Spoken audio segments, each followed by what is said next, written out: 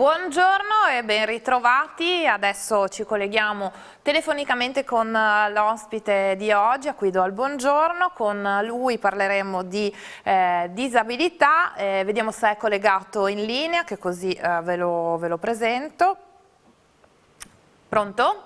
Pronto sono, sì. Eccoci, Eccomi. buongiorno. Allora, piacere, ecco con noi il presidente della consulta dei disabili, Mario Brancati.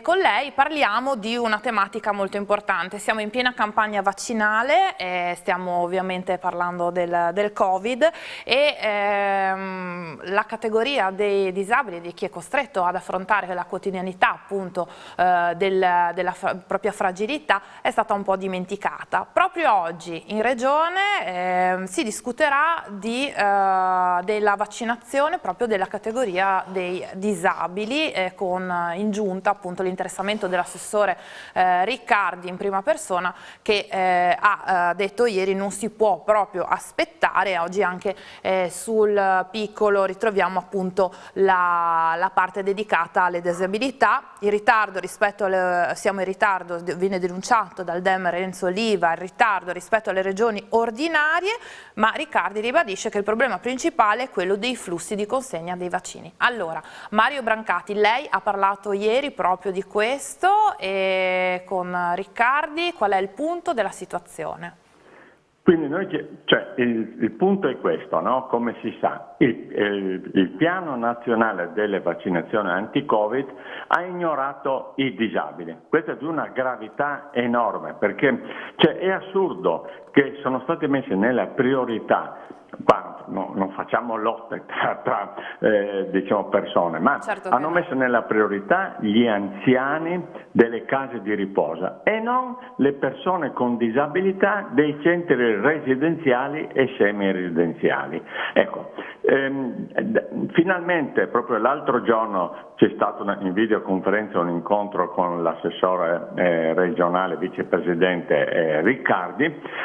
Abbiamo manifestato, no, questa ingiustizia, questa discriminazione, usiamo anche questo termine, per cui perché diciamo che le persone con disabilità sono estremamente fragili. Certo. Noi abbiamo fatto presente, no, che nel caso una persona con disabilità dovesse richiedere un ricovero ospedaliero, rappresenta una situazione di grandissima delicatezza e problematicità, soprattutto per il servizio sanitario, perché si tratta di persone con disabilità complesse, intellettive e non collaboranti. Cioè, se per caso un disabile intellettivo grave deve essere, questo al di là della necessità della terapia intensiva, deve essere sedato 24 ore su 24, perché non c'è garantito un'assistenza continuata, no, a questa persona.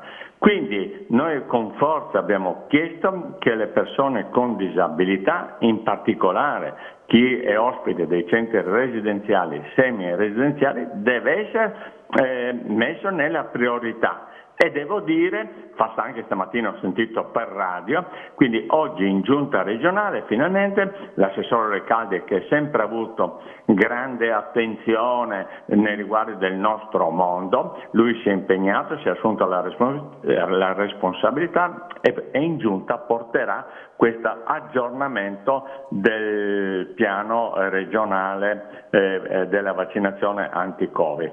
Ecco, devo dire che la neo ministra Stefani, no, che è appena stata nominata, tra le prime cose che ha detto è che bisogna immunizzare le persone con disabilità. Ecco, quindi io mi auguro, perché poi al di là adesso i disabili che sono nei centri residenziali, semi-residenziali, ci sono poi quelli che sono a domicilio con grave disabilità, e quindi c'è il problema poi che devono essere anche vaccinate chi gli sta vicino, cioè certo. i parenti, i caregiver, Rete, diciamo, le badante, quindi certo, i familiari di queste persone fragili. Io mi auguro, sembra che anche a livello nazionale ho sentito ci sarà un impegno a rivedere il piano, quindi ci dia una risposta urgente perché io sono subissato da telefonate, da famiglie, genitori,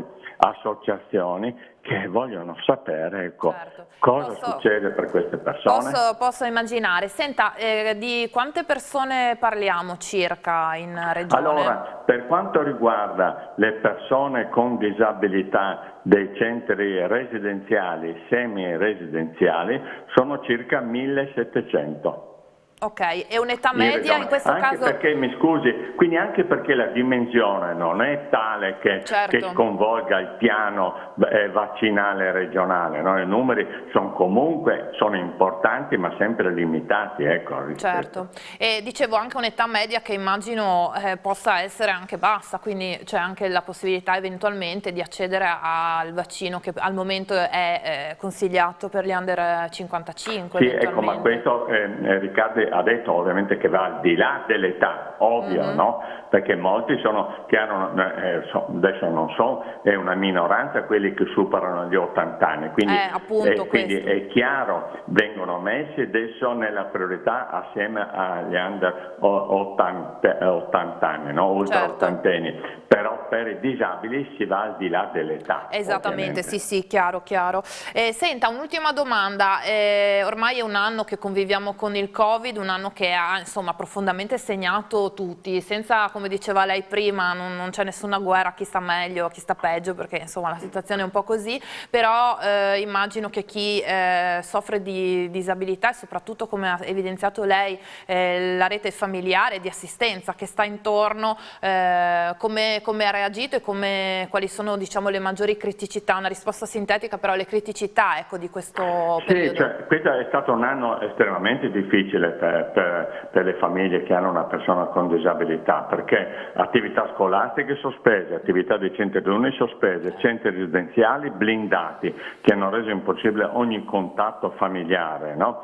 Quindi il discorso anche adesso che nonostante sono stati aperti i centri diurni, molte famiglie vogliono tenersi a casa, cioè hanno il terrore, per questo è importante vaccinare, cioè, per adesso sono tutte a carico delle famiglie queste situazioni, quindi le famiglie hanno bisogno di aver sicurezza, di avere delle risposte, capisce? Cioè che finalmente questi ragazzi possono vivere un'attività di relazione, di uscire, no? Di essere a contatto con gli altri.